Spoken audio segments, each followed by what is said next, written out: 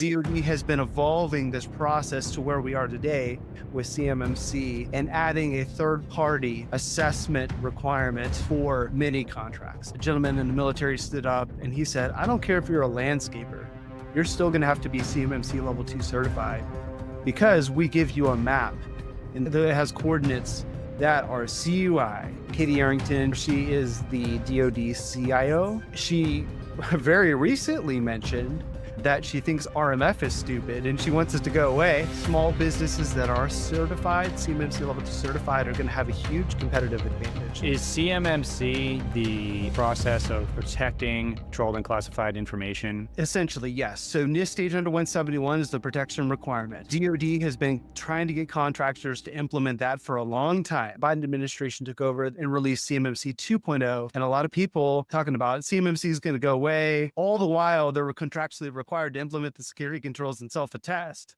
What should I be doing as a company right now? Should I be doing a self-assessment and entering information in SPRS? What do I do? From my perspective, I think there's going to be a lot of Jacob, it's been a while since we've talked, probably a year or two. Is that about right?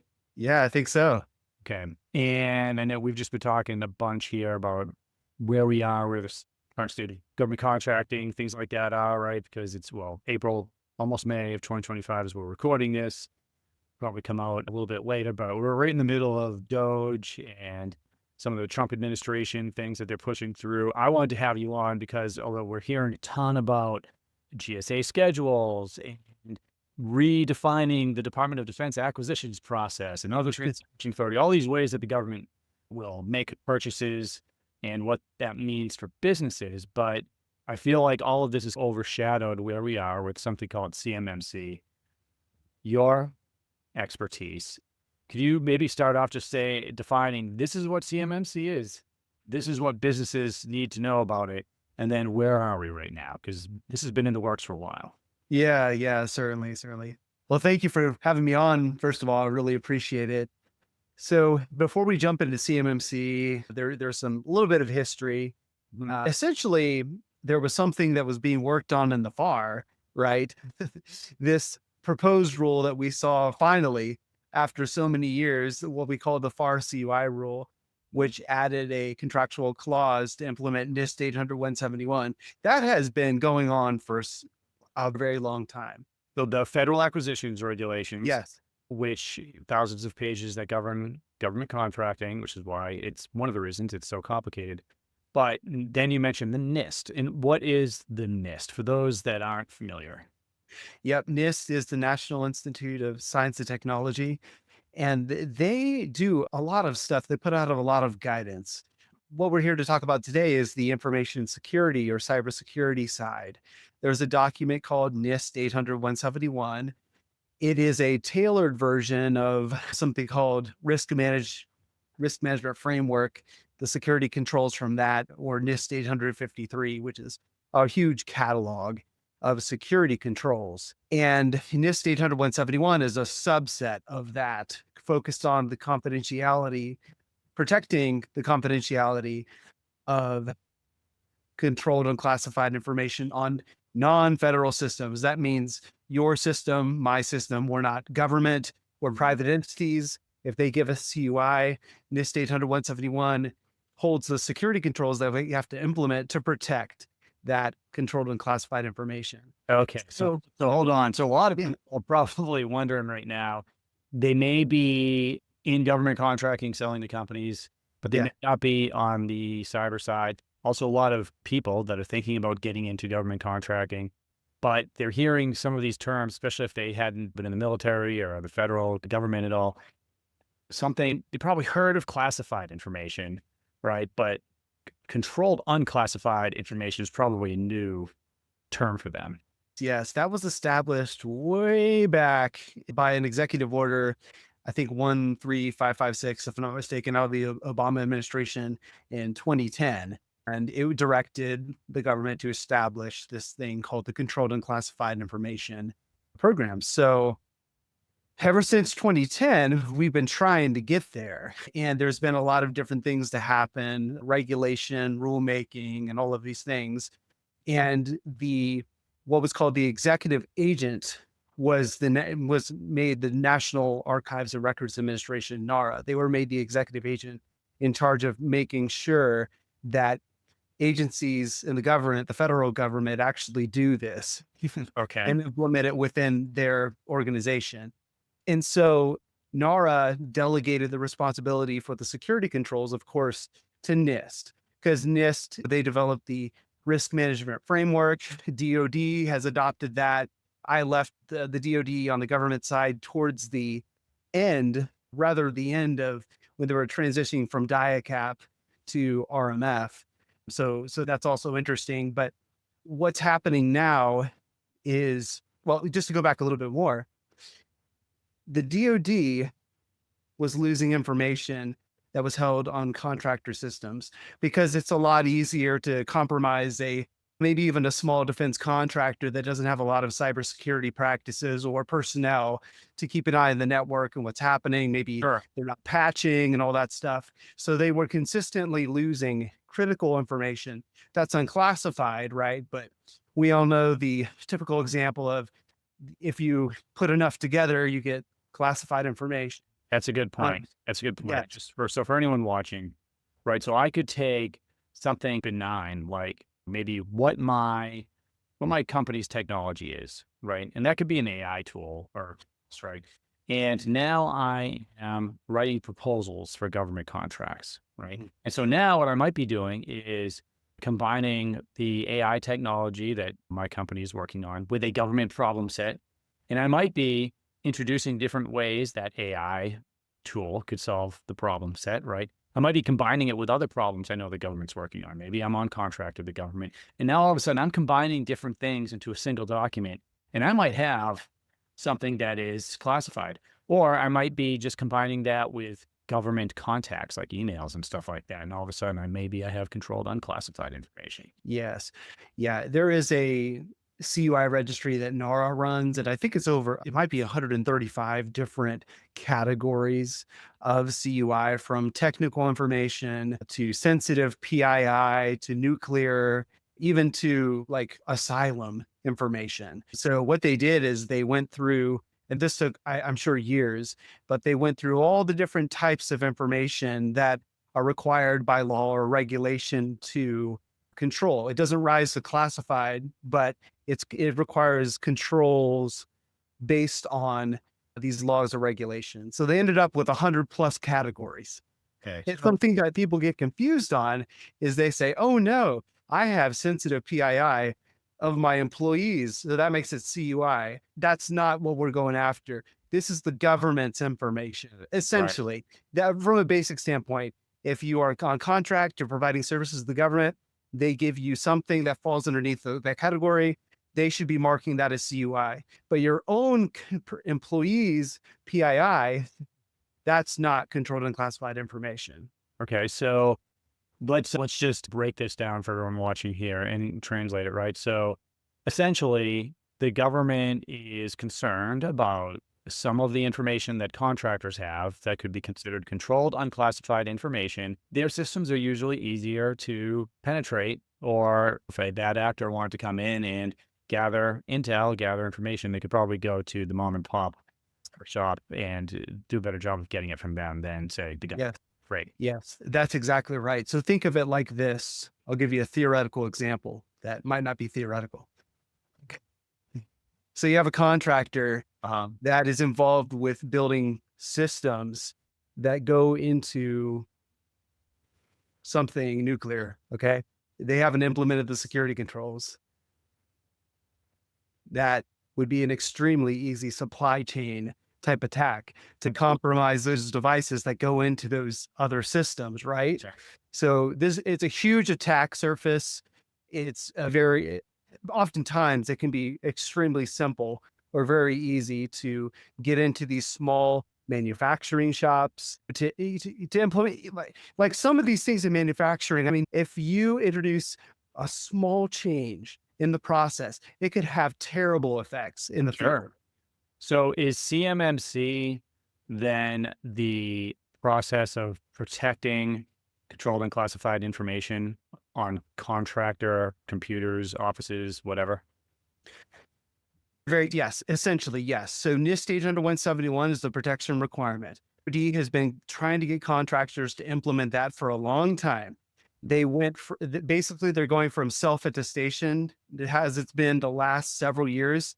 Which Contractors have basically been means, yeah, basically means, hey, like we're going to trust you, contractor, yes, on your word that you're implementing these. And just because I matriculate in these areas, I know that the contractor's word on how well they implemented those policies varied widely as they got each local. yes, exactly, exactly. And as a small business owner myself, I can certainly understand because you're trying to run a business. They put a lot of FAR and DFARS clauses in your contracts. I mean, hopefully you're looking at those and understanding those, but for the longest time, people have been attesting and signing on the dotted line. Yeah, we've implemented these security controls. No problem, DoD.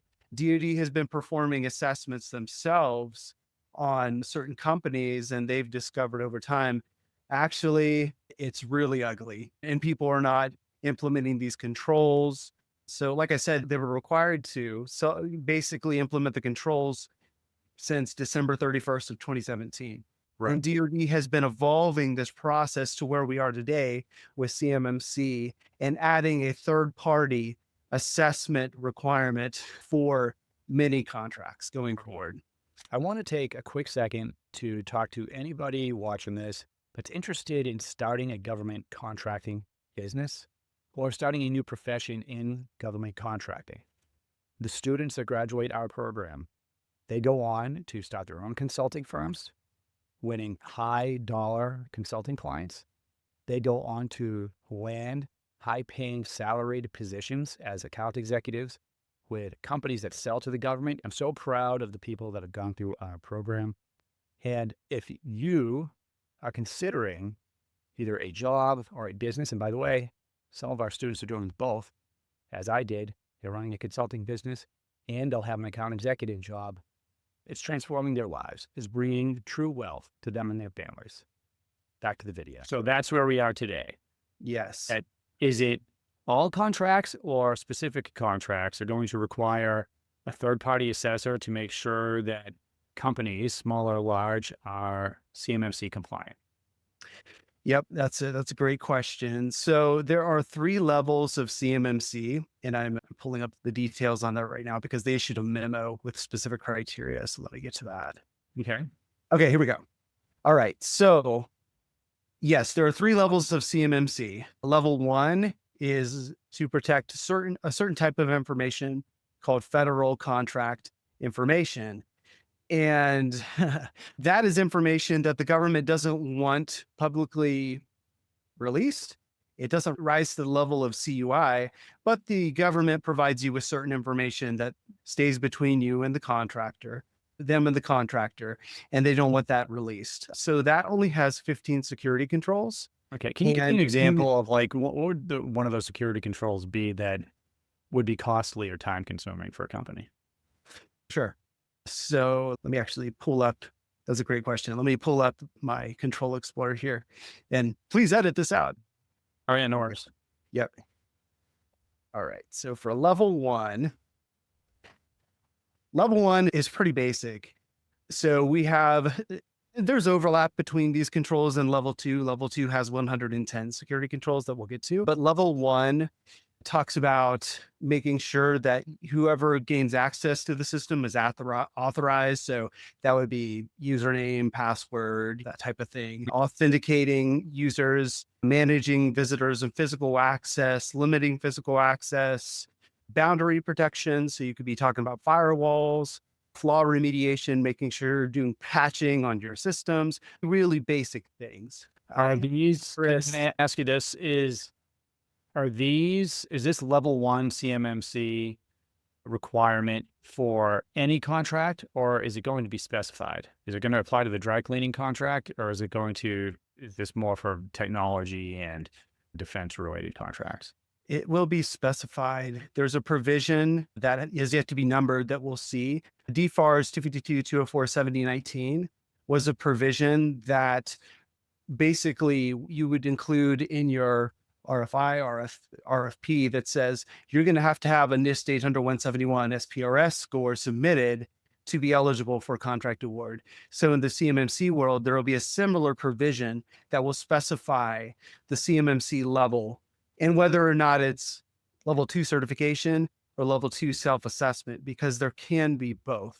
Okay. It's interesting. So there's a difference between certification and assessment. Yes, yes. There's a big gotcha there, but we'll get there. Okay. But yeah, level 1 is pretty simple. It's basics and it's not really expensive to implement, not compared to level 2, which is Okay. 110 security controls. These are very basic things, Right. which is good, right? Now, once we get to level 2, we'll talk about the flow down and how all of that is supposed to work. Okay. There's a big flaw, though, that I think will cause a lot of problems that we'll get to. But in any case, the next level is level 2. That is 110 security controls.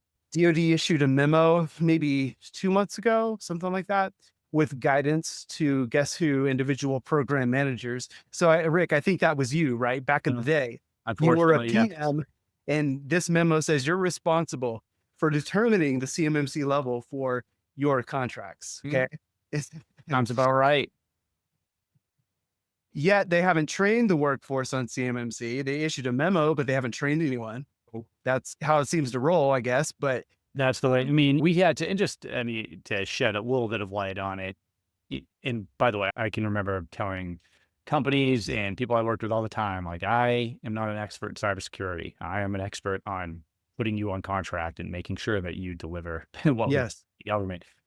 But any program manager, any government organization always had to think about things like, again, I'm specifically talking about things like technology, software, or maybe hardware that would be put on a government network. But because that's the area that I was in, at least for my career. But to mhm, get something called ATO, an approval to operate, and to be yes, put onto a government system, I'm very familiar with the nightmare of cybersecurity controls and related controls that have to be passed. So they have to, anything that's going to be on there, it's a huge, long process. It has to be validated by the government just to connect to a government system. It's yes, actually a milestone for a lot of companies. And now we have CMMC, which is additional, but I think a lot of those controls overlap. yes, certainly, certainly. So for CMMC level 2, the question is, what's the criteria for whether or not a company has to be certified or whether they can self-assess? And if you look at the NARA CUI registry, there are groupings of categories. Okay. One of those groupings is defense. And there are 5 CUI categories inside of the defense grouping: controlled technical information, DoD critical infrastructure, security information, naval nuclear propulsion information, privileged safety information, and unclassified controlled nuclear information defense. Anything within that defense grouping requires CMMC level 2 certification and will require an independent assessment. Okay. Anything outside of that, the minimum requirement is self-assessment. That's the minimum requirement. Now going back to those problems I was talking to you about earlier, how are you going to know as a program manager, how are you going to know what types of information you're providing to the contractor and where they fit within the NRSCY registry? Well, to flip the coin, how am I going to know as a contractor? Yes, the program manager is supposed to inform me, right? But contractors are going after different contracts. They usually have multiple. Once you win one, it becomes much easier to start winning your next ones. I don't just think this because I hear it, is there's a lot of confusion as to, hey, what should I be doing as a company right now? Should I be doing a self-assessment and entering information in SPRS? Should I be Mhm. going after, start hire one of these 3 PAOs? But to help, what do I do? And what do I do if I'm not on contract, don't have a contract, but I'm starting the process? Or, hey, I have a contract and I am starting to think that if I haven't done anything, I might be in the wrong. Yes. Yeah, exactly. So From my perspective, I think there's going to be a lot of risk averse approach here on both sides when it comes to the government and as well from primes that will float onto subs. The government, ideally, at least a year before now, they would have been working on identifying the information within their program office and aligning it to that CUI registry, right? In the form of maybe a security classification guide, something like that. You know what I mean? To make this process easier for the PMs who can just reference a document, say, oh, that's what they'll be handling. So now just map that. It's part of the defense grouping, CMMC level 2 certification. I think what's going to happen is they'll get the memo, the CMMC phases in this summer, and they'll look at it and say, well, I don't know what you're going to be handling.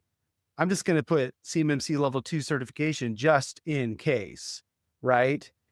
That's what I would expect would happen That's the because risk aversion piece that you're talking about. yeah, I mean, that's what I'm thinking. Now, here's the thing about this. There's only, I think, maybe 60, last I checked, C3PAOs, and there's a few hundred CMMC assessors. C3PAOs are the bodies, the organizations, the companies that are responsible for issuing CMMC certifications. Once an assessment team full of CMMC assessors goes out and double checks the implementation of going back to NIST 800-171, right? So I think that the first bottleneck is going to be the number of assessors. And let's say you have 50 assessment teams going out and assessing companies. Eventually, the C3PAO is going to have a bottleneck because they have to no doubt review things, make sure everything's square before they issue the certification. Of course. But And if there's only 60 of them, I can guarantee you it's a hell of a lot more than 60 contracts, that yes, to or companies that are going to need that certification. yes, I think they're saying around 80,000 will handle CUI, whether that's self-assessment or whether that's certification. All right, so we have that issue on the government side of not knowing what information is going to be handed to the contractor. So that creates another problem from a prime's perspective because they won't know what information they're going to be dealing with. The government doesn't know. And so they're just going to require their supply chain, hey, CMMC level 2 certified across the board. They're just going to be pushing that down on the contractors because the primes are responsible for the compliance of the subcontractors at all tiers. So that is the subcontractors of the subcontractors of the subcontractors. And I had Stacy Boschjanik from DoD CIO on my podcast a while ago, and she said, we put the primes, we made them responsible because we have no other way to do it. And so the other problem, though, that government is going to have, because no doubt they're going to be issuing sources sought and RFIs and asking, is there a CMMC certified entity that can handle this contract? Because you would no doubt we're going to see that. So from my perspective, small businesses that are certified, CMMC level 2 certified, are going to have a huge competitive advantage because there's going to be so many that are not. Oh, I mean, most of them are going to be not certified. And I mean, you're making my head hurt, frankly. Like I can see I can see all of this. I see exactly how it's going down. And it's also it's going to make primes not want to work with subs because how can you really enforce a subcontractor doing anything, right? And it's a headache for the government, which is now, like, a lot of these agencies are getting decimated as far as their staff and how many people are there. I mean, they're just struggling to hang on to put people on contract. Never mind, now you get CMMC and all this other stuff. And well, in the midst of all of it, here's a good question here: whether you like the idea of Doge or not, is Doge looking at CMMC and just like the mountain of paperwork this is creating, and is there any talk about, like, hey, maybe this should be focused on very specific types of contracts versus what's actually happening here? Yeah, that's a very interesting question. So to my knowledge, Doge is not looking at CMMC. Of course, I'm not on the inside of the Pentagon hearing all the whispers, but here's a few things that are interesting that have happened. Katie Arrington, she was the face of CMMC back under the first Trump administration. She was really leading the charge. Then Biden administration came in, she left. Well, now she came back. Now she is the DoD CIO Yeah. acting. So that's very interesting. She very recently mentioned that she thinks RMF is stupid and she wants it to go away. Oh man. So they were proposing, I think, something called a Swift process, which is leveraging AI and giving guidelines to Yeah. software vendors and all these different things. So there's some interesting thinking happening, but she's been a big proponent of CMMC. And in an interview before that, I think it was an AFCEA luncheon, she said that. An interview before that, maybe a few weeks before, she said the CMMC is going forward. So, to my knowledge, it's going to happen. I do believe it needs to happen, but it's going to have such a detrimental effect on small businesses in the defense industrial base. Now, on one side, you could say, well, small business, they haven't done their part. They haven't implemented these security controls, right? But on the other hand, I have sympathy, right, for small business because I understand how it is to run a business and not to have those margins that you need to implement. So it's almost like you think about what would be the best strategy going forward because we're basically pushing this information out. It's almost like should DoD just have decided to create something to bring contractors in to their environment? Or I think that part of it is the type of information that we're going to call controlled unclassified, or maybe like a sub tier of that. We probably shouldn't be pushing that information out if we don't want people to have it. yeah, Right. And you got to weigh that also with, we also don't want, you have to be really careful about just big picture, restricting defense contracting to just the big defense contract. yes, You know what I'm saying? Because look, that's yeah. part of why Doge exists right now, is because although there is a reason for them and I get it, it also creates a lot of problems when you have just a handful of companies on these cost plus contracts that are just sticking around forever. They're not the most innovative companies. We need them for like big weapon systems and things. But even when I was on the Air Force side doing this, it was like the MIT tech startups and the Silicon Valley. These are the companies that I wanted innovative solutions from. And CMMC going to prevent us now from integrating these amazing technologies? Like this is one of the cornerstones of what makes America great. And we're going to restrict putting that into defense weapon systems and on defense contracts. I mean, that's what it sounds like. It feels like it. I know companies don't want to spend the money on what it's going to take to get CMMC Yeah. self-assessed, certified, whatever. I don't know. It sounds like a mess. Sounds like they probably wouldn't be able to get certified if they wanted to with the amount of assessors that are out there and through BAOs. Yeah. I've spoken to one C3PO in particular, and he said he's booked out till next February. So the bottleneck is there. Yeah. And honestly, it can take depending on how you do it, it can take 6 to 12 to 18 months to implement the security controls.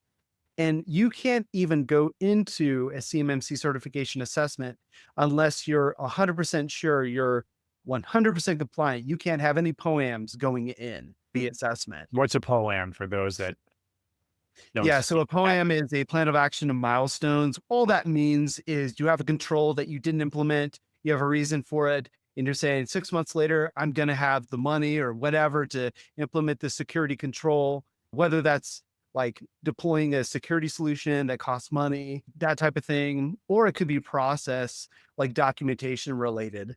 But yeah, it's just a plan that says I'm going to implement this security control at a future date, but you can't have any of those going into an assessment. So there's a ramp up period in the company that has to happen first, even before. And that's why I'm saying December 31st, 2017. And that's what DoD is saying too. Contractors, you've had all this time. And now now we're taking away any excuse for you because we're going to require, in many cases, certification. So if you look at CMMC in one way, Jacob Horn, who's with Summit 7, he's a big name in CMMC. He put out a very interesting post that basically said CMMC is a fraud fighting system because when the government includes these cybersecurity provisions in their contracts, these clauses, they're paying not only for your professional services to get something done and your expertise, but they're paying for the security to protect the information they're providing to you. Mhm. And So is the this False point Claims that Act.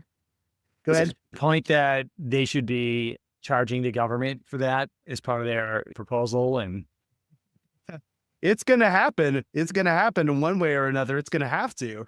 yeah, I We've mean, also, well, this is just, by the way, I want to pause and just point this out to anyone listening to this. This is why it's so important to actually read the FAR and DFARS clauses in the solicitations before you write a proposal, right? We go over that with experts here, but those, just a simple, like, number that is really easy to ignore on in a solicitation, because there's usually a list of them, that could actually be signing you up for something that's going to cost you thousands of dollars. yeah, it could have You- you- $100,000 attached to it.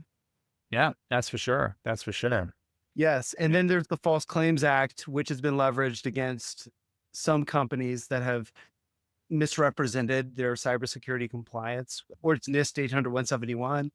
Good examples of that is Georgia Tech and Penn State. And I actually interviewed the whistleblowers on my podcast, which was a very fascinating conversation to hear. But that's another fraud fighting tool that the government has. But going back to Jacob Horn's point, CMMC is that fraud fighting at scale, right? Interesting. Or at least it's trying to be. Okay. Let's just break this down for a company listening to this. So now if I'm new to government contracting and I just heard you, I would have smoke pouring out of my ears right now. Like, Yes. probably not understanding a lot of it, but understanding enough to know that maybe I don't even want to get into government contracting if this is going to affect me. What's your message? What's your response to that? I do think that it's a critical strategic decision for a business because CMMC right now is DoD wide, right? That third party assessment requirement for many contracts. NIST 800-171 through that FAR CUI rule that we mentioned a little while ago, that is in a proposed phase, that will contractually require you to implement NIST 800-171 on federal contracts. So NIST 800-171 is the federal standard, but for the first time, we'll have a clause in the FAR requiring the implementation of it. And then if CMMC goes well, we could see agencies adopt CMMC, right? That will require the third party assessment. So whether it's DoD work or federal work, it's gonna hit you. Okay. And I do think that it's a critical decision for a business. There are easier ways to implement the requirements, and you got to find the right person. So if you want to do DoD work or you want to do federal work, you just have to earmark in your budget. Okay, we're going to have to spend X amount of dollars a year. It could be $50,000 a year just to maintain the environment. It may, depending on how the size of your company for a small business, maybe more. But here's the good part. There are some innovative solutions that are coming out with something called CUI enclaves. So that's basically setting up an island, right? You have your normal computer system, but you have this maybe virtual environment where you handle all the CUI. And it's like an isolated environment. Okay. There are some interesting solutions that are coming out there.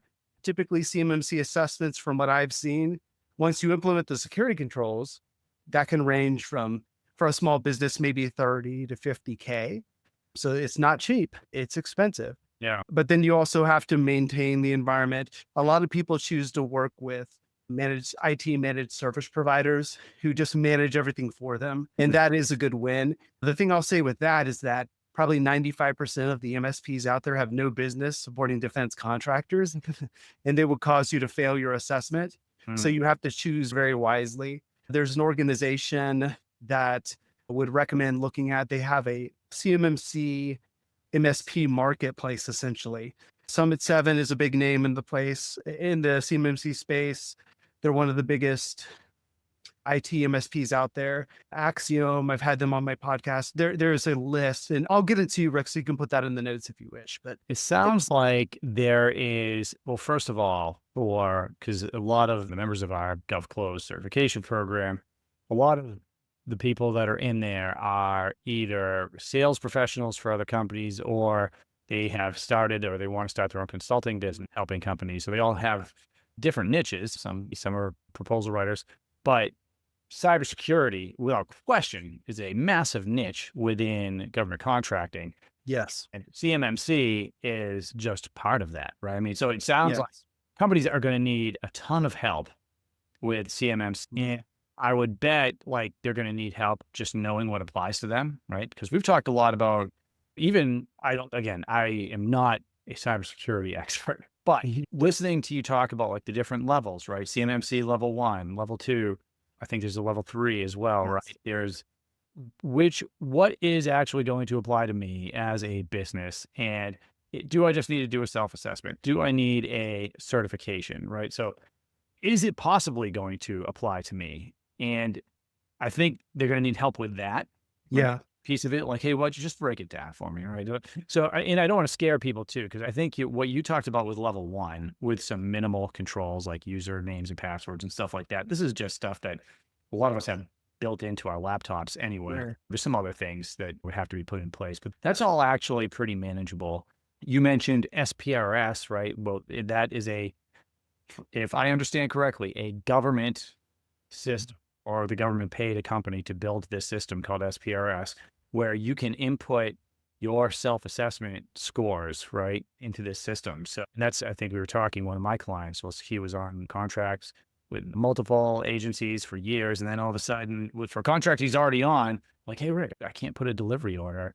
They won't put this delivery order on my contract until I have a self-assessment and a score in SPRS. Yes. So now, just for everybody watching, like we were able to re-put the right person on that, and they did the self-assessment with him and his team, loaded it into SPRS and set up a system to just maintain the controls, right? So, hey, we need to make sure that these controls are current, and this system is going to do that. And that also gives the government something to look at, right? So Yeah. to inspect you. That didn't take very long. It took a couple of, maybe a week tops, but again, everything's going smoothly there. That is not that's not $100 million, 100-person plus business. It was a small business, right? Just Yeah. that ran own business. So And I'll add this one thing. Under the current rules, under 7019, which you just described, you have to have a score. You have to have a score. It doesn't matter what the score is. The government can look at your score, and if it's too low, they can say, we'll pass on.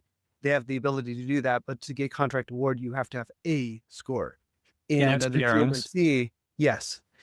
And under CMMC, you have to be 100% compliant before you walk in the door.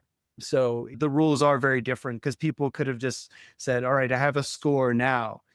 My POAM says 2099 on everything. Okay. So it's under CMMC, it's very different. oh, yeah. No, I get you. I get you. What if you're a small business? What type of small business right now? And if we could think of like industry, like, hey, I'm in these type of industries. Who should be worried right now? I'll tell you a story. Someone passed this on to me. They were at a government event, and a gentleman in the military stood up and he said, I don't care if you're a landscaper, you're still going to have to be CMMC level 2 certified, because we give you a map and that has coordinates that are CUI. So going back to my concern about these program managers who haven't been trained and haven't been identifying the information and don't know what CUI truly is themselves, I think it is, I would say everyone needs to be concerned. I would hate for a landscaper to have to implement the CMMC level 2. That is ridiculous to me. Well, I'd also, by the way, I don't know who that guy was that stood up. I question the fact that a program manager would hand a landscaper a map that had coordinates on it, because I don't believe that would be something that even most program managers would even know how to read. And Yes. I just happen to be a former aviator. So I was an aviator before I was a navigator. So I was a navigator before I was a program manager. So my life was coordinates. But I certainly never saw a map with coordinates being handed to a landscaper. And in B, this is all known. Like I know now the government may think of a map of a military base as controlled unclassified information. And I'm sure, depending on the level of details, I Yes. get it. But the bottom line is everybody knows where these military bases are, and everyone knows Yes. what coordinates are for them. This is public knowledge that I can get Yes. right now. Anybody can. Yes. So Yes.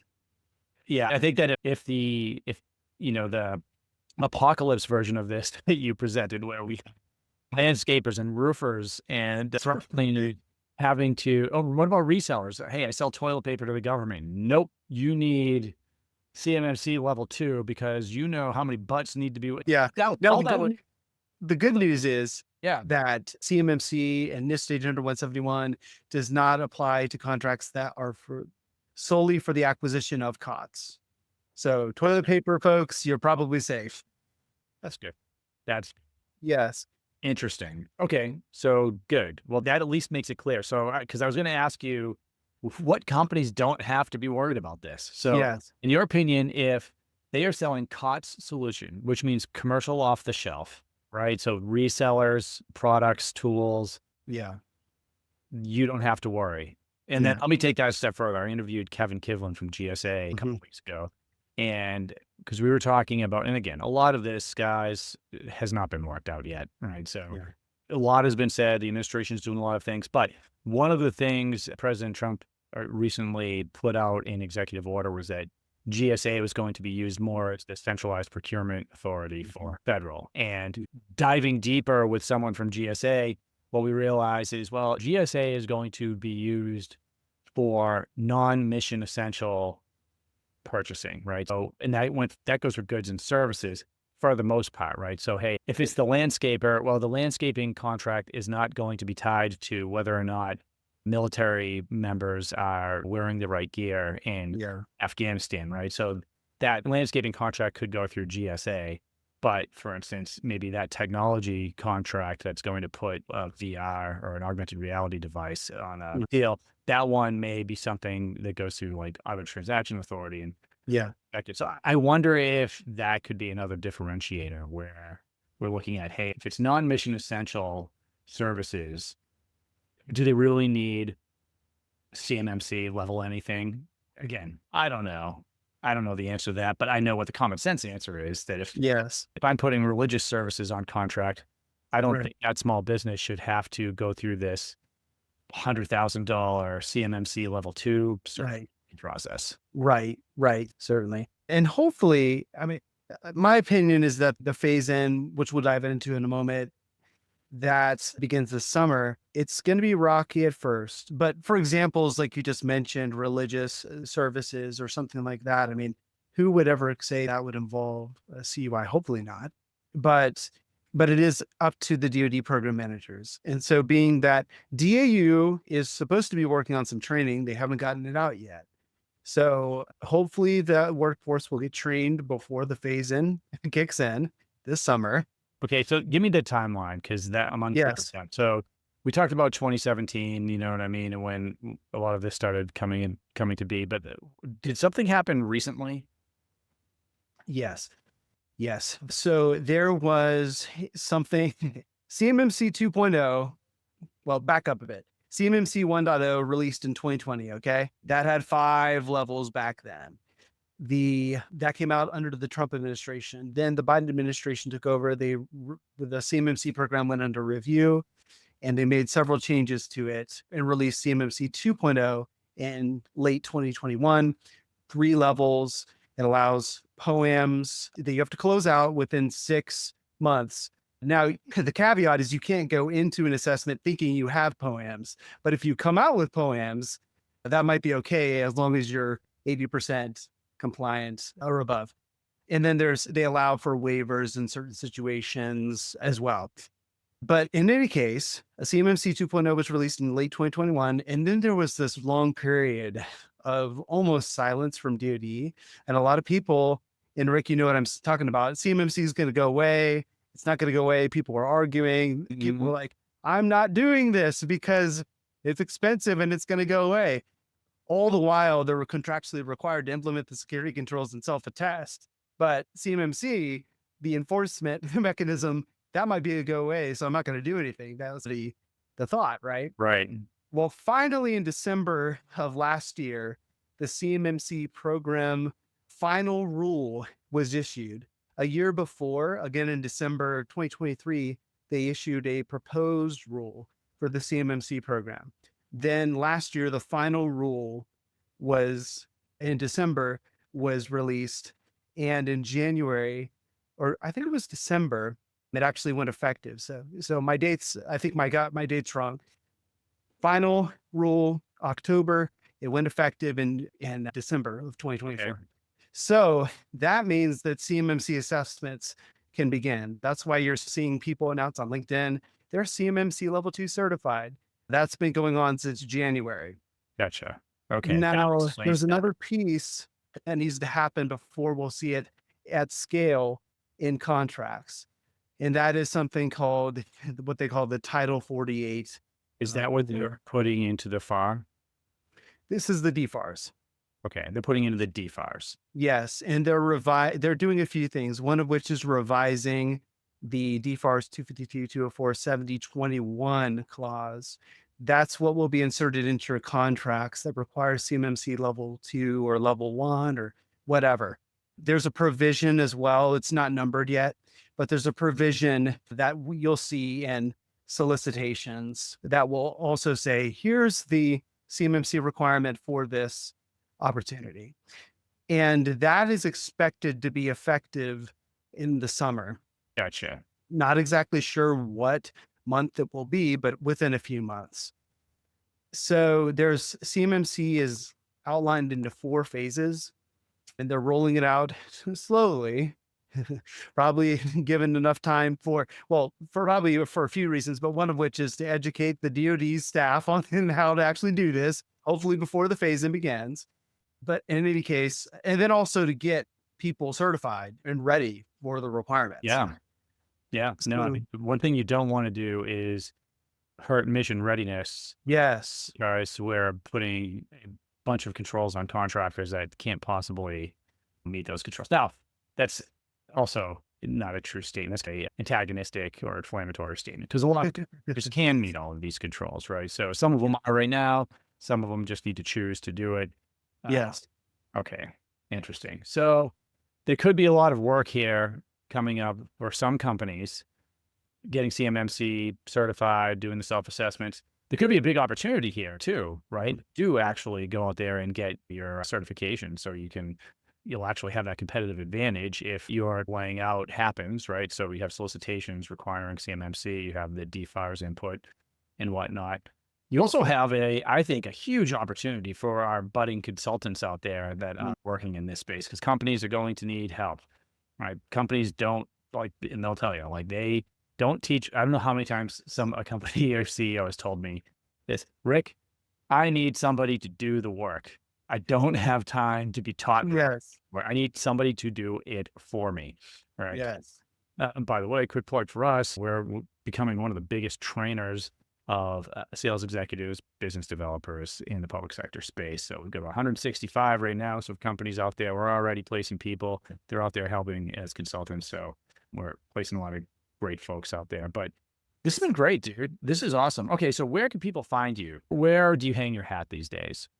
Yeah, so I can be found at grcacademy.io. I have foundational training for defense contractors. And I had some really interesting conversations on my podcast. One gentleman, he spent, I think he said 485K preparing for CMMC. And he got some bad advice in the beginning. He felt like he could have saved about 300 grand, if he would have just known Oh yeah. foundational pieces. And a lot of this is knowledge. Knowledge is power. And you don't want to be blindly led around by a consultant. That's the one thing you want to educate yourself. So that's what my training is for. Also spoke with another gentleman on my podcast, and he just got his level 2 CMMC certification for his company. His background was in HR and operations, a construction company. And his intro to CMMC was through my course 2 years ago. And I had him on the podcast to talk about the experience. And he said it was hugely helpful. So I highly recommend educate yourself first before you dive in. If you're not a cyber IT type person, it's okay. My course is not, here's how you implement the controls. It's more about your requirements that you have to meet. So highly valuable. check it out if you'd like to. Absolutely. Yeah. I'll leave a link to the podcast in there. Anyone watching, yeah, if you want Jacob to help you, just comment CMMC, whether you're on the podcast, YouTube channel, whatever. I'll put you with Jacob. And so you guys can talk about how we can help your business, whether it's helping you with an assessment, just figuring out, do you need any of this? He's awesome. Been working with him for a long time. Thanks again, man. Thanks for coming on. We enjoy having you. And we'll hopefully maybe get an update this summer here to see where we're at. Did Doge just get rid of this, or is this in the D5s now and we're going full steam ahead? Sounds good. All Thank right, you, Vic. man. Cool. Thanks for Take having care. me. We'll see All you. right.